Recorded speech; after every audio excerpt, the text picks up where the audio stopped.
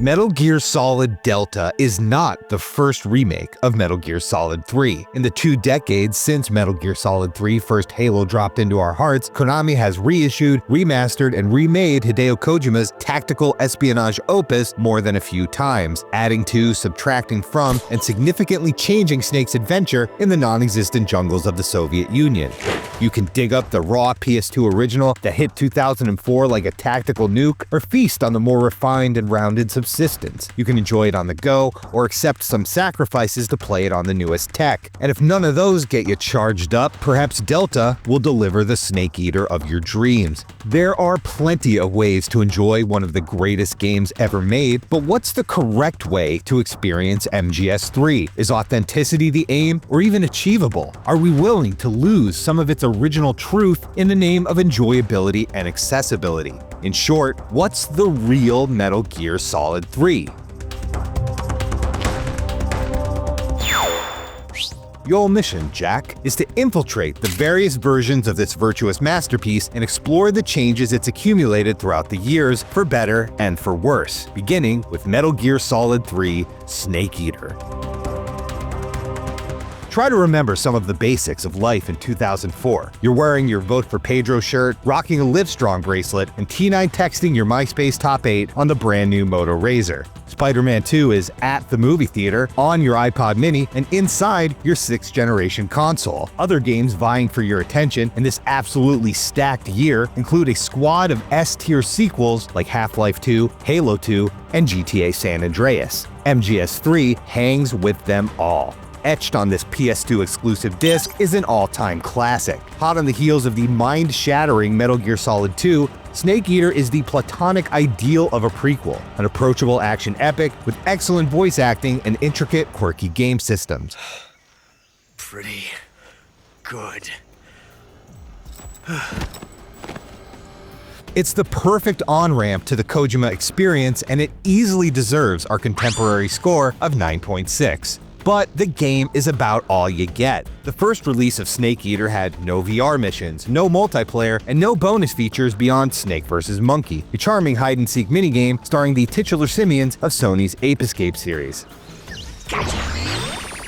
Since the campaign itself is more than a hearty meal, no one much complained at the time, though there was some grumbling about the fixed overhead camera carried over from MGS2. A top-down view worked great for the bases, tankers, and struts of past Metal Gear games, but a lot had changed since the heyday of 8-bit Japanese PCs. The first release of Snake Eater can be aggravating at times, and the cramped perspective doesn't take full advantage of the wide-open jungles of Solinoyarsk. Still, the PS2 original is the rare, unseasoned Snake Eater experience. There's nothing quite like sinking your teeth into the earliest draft of a masterpiece. It doesn't get more authentic than this flawed but foundational text from which all MGS3 is derived. It only took a few months for Kojima and Konami to start tinkering with the game. Like MGS2 before it, the PAL version of Snake Eater includes a boss rush mode, cutscene theater, and the European extreme difficulty level, perhaps one of the highest honors ever bestowed upon a continent. The game itself was substantially unaltered, but it would see substantial changes in MGS3 Subsistence.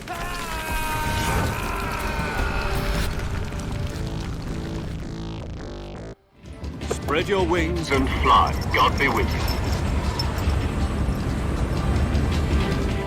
The new and improved version of Snake Eater didn't come as a surprise, since both prior MGS titles were followed by revised expansions. Metal Gear Solid Integral included an entire disc of VR missions, a playable first-person view, and a bizarre photo shoot mode that has since been reborn in Death Stranding 2.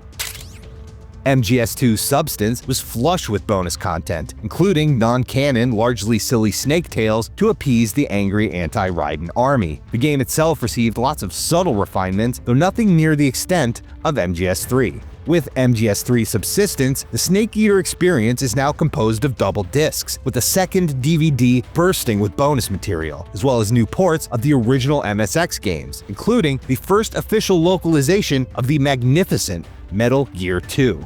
And if that wasn't enough bang for your buck, the so-called Persistence disc also includes a full-fledged online multiplayer mode, Metal Gear Online. Other MGS games, including Delta, would offer their own spin on the PvP formula, but this is the only release of MGS3 that includes it, though the servers have been dark since 2007.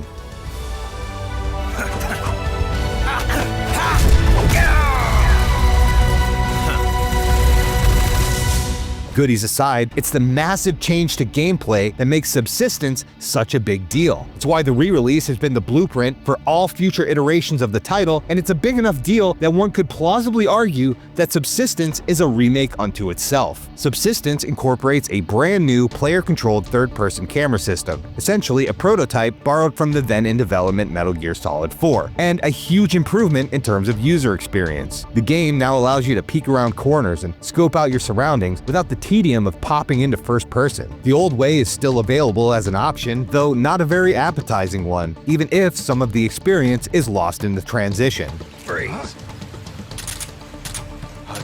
The new POV makes the game slightly easier, though nowhere near the extent to which Twin Snakes trivialized the halls of Shadow Moses.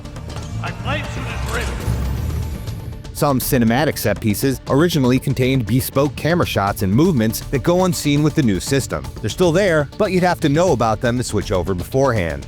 Finally, the wide-open Soviet jungle loses just a little magic when the camera is unshackled. Without the curated, limited angles of vanilla Snake Eater, it's easier to see past the illusion of a sprawling wilderness and recognize the region for what it actually is, a series of surprisingly small rooms connected by loading screens. Issues aside, the new camera makes Subsistence a strong candidate for the definitive version of MGS3. It's almost purely additive, and unlike future releases, it's content complete. Our more granular review scale of the era deemed the upgrade worth 2 whole tenths of a point, and many others would agree that it's the better game over the original. But is it the same game? What do you mean? The enhanced re-release is a Kojima tradition at this point. Even Death Stranding has a director's cut, although Kojima himself disagrees with that label. He prefers the term Director's Plus. His expansions exist to supplement the original, not cast shade on or replace them, even though in several cases the vanilla versions are no longer commercially available. Subsistence is the smoothest way to play MGS3, and it's probably the camera the game should have shipped with. The thing is, it didn't. The first release of Snake Eater remains Kojima's uncompromised vision, and so does Subsistence. It's up to you if you want to endure an aggravating camera in the pursuit of historicity, sans the temptation to switch to the better system. Subsistence remained the final word on MGS3 for 5 years, until another version brought Snake Eater into a new generation. Well, most of it anyway.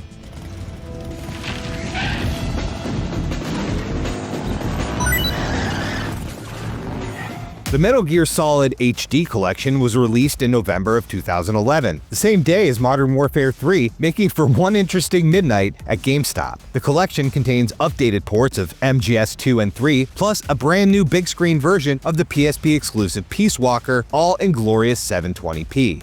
Snake Eater HD is based on Subsistence, incorporating the free camera while offering higher resolution, native 16:9 widescreen support, and 60 frames per second performance. The HD collection was also the first opportunity for Xbox owners to experience MGS3, although that came with a massive caveat. Back in the optimistic early years of the millennium, console manufacturers went kinda crazy with controllers. It was a big period of innovation, leading to the abandonment of wires, built-in rumble, buttons shaped like beans, and controllers modeled after TV remotes and chainsaws. Pressure-sensitive buttons were an evolutionary dead end of this era. In addition to analog sticks and triggers, the DualShock 2, 3, and original Xbox controllers all utilized analog face buttons that responded to pressure, meaning instead of a simple on-off state, they can report how hard they're pushed. Not many games took advantage of this feature, but Kojima, the man who turned the sun itself into a game peripheral, gleefully stitched pressure sensitivity into the very fabric of MGS 2 and 3. To raise your weapon, lightly press the designated weapon button. Let go to lower your gun without raising the alarm or spending silencer health. Push it all the way in to pull the trigger. With today's muscle memory, it's kinda jarring to not touch the shoulder buttons while handling an in-game firearm, but it works. MGS3's focus on close quarters combat, or CQC, adds the wrinkle of questioning enemies at the end of Snake's blade, where one slip of the thumb can turn interrogation into exsanguination. The slightest difference of pressure is all that stands between snagging some shiny new dog tags or splattering Gru guts on your camo and losing the precious pigeon rank. The pressure-sensitive controls can be inelegant at times, but they're how the game was meant to be played, a uniquely tactile, immersive mechanic that might be forever lost to history. The PS3 version of MGS3 HD is the last release of the game to support pressure sensitivity. Starting with the Xbox 360 release of the HD collection, Snake Eater has replaced it with a clumsy but functional scheme that involves clicking sticks, because today's controllers are no longer capable of this level of input. Analog face buttons are expensive, and the general apathy toward them led console manufacturers to dump them like a sack of spoiled tree frogs with the 7th generation. Today's controllers are in their haptics and internal microphone eras, and no one has shown much interest in reviving pressure controls. Not a lot can be done about an industry-wide decision to drop a feature, but it does mean we might never get a chance to experience the game like this again. Even emulation requires original, aging analog hardware to enjoy Snake Eater as it was intended. You really can't know what it's like unless you've actually felt it. The HD collection is also the first release of MGS3 to remove content from the game. Every single bonus feature from Subsistence is absent, save for the 8-bit Metal Gears. Metal Gear Online is gone, and so is Snake vs. Monkey, a component of Snake Eater since its first printing in 2004. Sony didn't want their Ape Escape on other platforms, and as of Delta, they still don't. But we'll get to Konami's clever compromise soon. The HD collection replaced the lethargic frame rate and hazy PS2 sheen of Subsistence with smooth performance and HD clarity. Some cutscenes don't play super well with widescreen, and some visual effects are lost in translation, but it suits its purpose as a solid, adaptable, almost archival edition of MGS3. It's just a shame that Guy Savage didn't make the cut. In previous releases, after Snake is captured and imprisoned deep within the Fortress Groznygrad, our now cyclopic hero has the option to call paramedic and save his game. This naturally sparks a discussion about Bram Stoker's Dracula. Snake falls asleep, and when the player loads the save again, they find themselves in a completely different video game. Okay, just let me know if you start having nightmares about Dracula.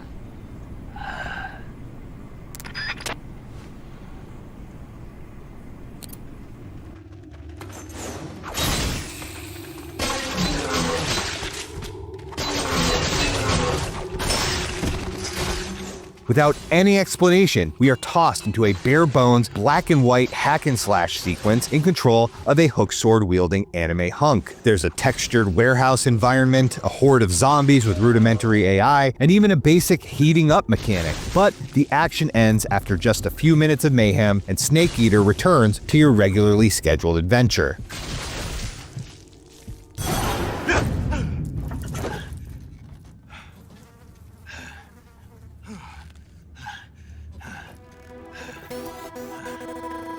Snake's nightmare, known as the Guy Savage sequence, is Kojima's trademark fourth-wall trolling at its finest. It was intended as a teaser for another game the team had been kicking around at the time, using a battle system borrowed from the never-released Zone of the Enders 3. But beginning with the HD collection, Guy Savage has been MIA from MGS3. We don't really know why. Maybe the separate game engine proved too laborious to port. Perhaps Konami doesn't want the hassle of licensing old concepts for a canceled game. For whatever reason, we must endure the seemingly permanent loss of Guy Savage, along with the related codec banter from your kooky crew of future global authoritarian overlords. Cutting an entirely missable non-sequitur fantasy sequence isn't the end of the world, but Snake Eater is less complete without it.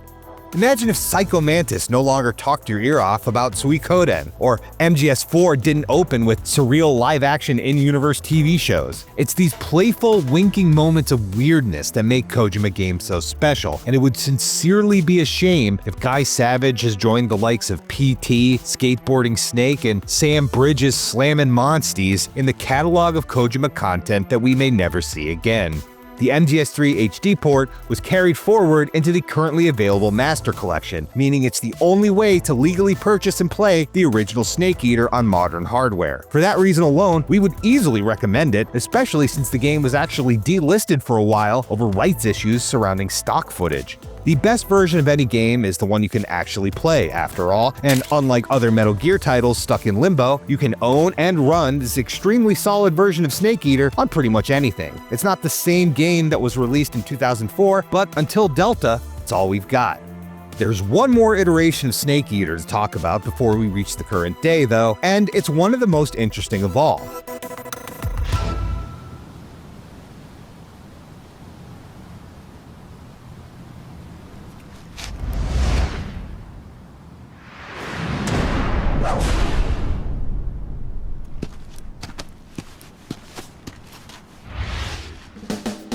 Until the Switch, there's never been a straight-up port of the core MGS trilogy to a Nintendo platform. Metal Gear is no stranger to the company, but whenever the series appears on Nintendo hardware, there's usually some sort of twist. The Game Boy Color received an excellent 2D throwback title, the GameCube enjoyed the extremely extra Twin Snakes remake, and Snake himself dukes it out with the Super Smash Bros. On the regular. Even the NES port of the first Metal Gear game was a bespoke, albeit wildly inferior version that spawned a Nintendo-exclusive sequel without Kojima's blessing, prompting him to continue the series purely out of spite. The Nintendo 3DS port of Snake Eater is no exception to this trend. Snake Eater 3D isn't simply a portable port of the PS2 title, it's more like a full-fledged remake. Rather than cram the HD edition onto a cartridge, Snake Eater 3D applies the art, sound, and content of MGS3 to the more modern, portable first engine of Metal Gear Solid Peace Walker. The differences are subtle, but quite clear in your hands. The color scheme and character models are slightly altered, and new button prompts demystify the confusing CQC mechanics. The game takes full advantage of the 3DS's hardware, using the onboard camera to create your own photo camo, while the secondary touchscreen does wonders for MGS3's notoriously convoluted menu system. The real giveaway that Snake Eater 3D is built on the bones of Peace Walker is the new movement and aiming system. Like in Peace Walker and MGS4 before it, Snake can now quickly scamper across the jungle floor via crouch walking, eliminating the need for slow crawling and tedious tiptoeing in the original versions. Gone are the thumb-twisting weapon controls, replaced by a conventional over-the-shoulder third-person aiming system, complete with modern aim with the left trigger, shoot with the right scheme. The easier ability to move while aiming gives Snake far more mobility options during combat. That freedom, combined with the rather exploitable create-your-own camo feature, on top of the free camera from Subsistence, makes Snake Eater 3D the easiest iteration of MGS3, though it's far from the most pleasant to play. The frame rate is abysmal, the resolution is minuscule, and good luck stopping the Shagohod without a Circle Pad Pro. The distinct game feel and quality of life improvements can't really make up for these massive downsides. Still, Snake Eater 3D is sui generis. There's no other version quite like it, and it's worth experiencing, but mostly as a curiosity, provided you have access to a 3DS with 2 sticks. Besides, most of its better features have been incorporated into our final and most recent incarnation of MGS3, Metal Gear Solid Delta Snake Eater.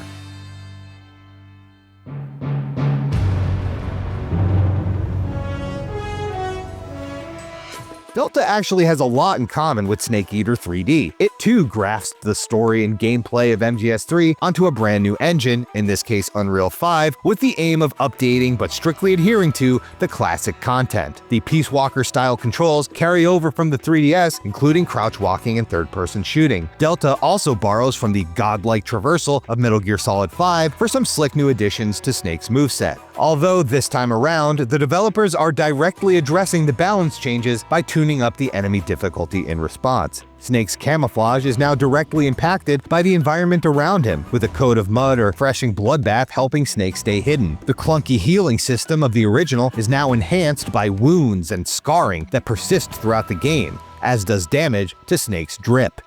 The UI has been streamlined, and the graphics are given a gorgeous, if somewhat expected, photorealistic shine. But if you'd prefer a more vintage experience, the original color filters and fixed camera controls are available courtesy of a legacy mode. Like Snake Eater 3D, Delta leaves the essential aspects of the game intact and brings the gameplay up to par with the series' evolution. While the original Snake Eater slithered into our hearts via a 4GB DVD, Delta weighs in at an eye-popping 100 gigabytes of Metal Gear greatness. Most of that can be attributed to high-resolution Unreal Engine assets, but Delta is also packed with bonus features both new and surprisingly old. Secret Theater has returned, while the multiplayer Fox Hunt mode serves as a spiritual successor to the dearly missed Metal Gear Online. Even Snake vs. Monkey has reared its siren-toting head once more, though only on the PlayStation and Steam versions. Thankfully, Xbox players won't be left out this time. In place of Sony's Ape IP, Konami is offering an exclusive Snake vs. Bomberman mode. We're just one bad dream away from having quite possibly the most complete package of MGS3 ever.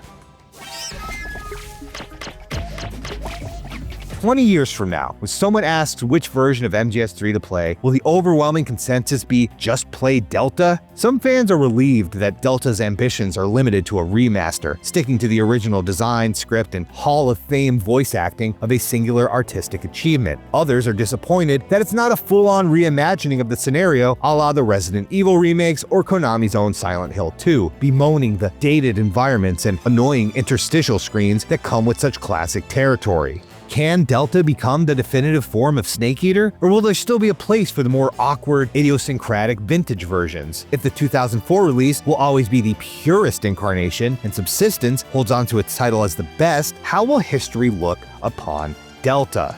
Metal Gear Solid is famous for its complicated story, but ultimately, it's actually quite simple. The conflict at the heart of the series revolves around the will of the boss, the greatest soldier in history who sacrificed everything for her country and left behind a vision of a better world. The warriors who came after her spent their lives fighting and killing each other over their own clashing interpretations of the boss's dream. In the end, it's the humble, doomed clone Solid Snake who finally unlocks the meaning of her will. Freedom. The freedom achieved by respecting the will of others, the freedom to fight for causes you believe in, and the freedom not to fight at all. The truth is, there is no correct way to play Metal Gear Solid 3. There's no real Snake Eater that obviates all the others. We have the liberty to choose the version that speaks to us the most, whether we desire a nostalgic trip to the days of Shrek 2 and The Simple Life, the jam-packed, fully loaded final form of Hideo Kojima firing on all cylinders, or a fresh and gorgeous, fun and accessible new coat of paint that reminds us just how timeless this game truly is. So what's your preferred version of Snake Eater? Are you a PS2 purist, or do you embrace the widescreen wonder of the HD version? Is anyone willing to go to bat for the Patchy slot machine? Let us know in the comments below, and stay tuned to IGN to whet your appetite for all things Metal Gear Solid Delta Snake Eater.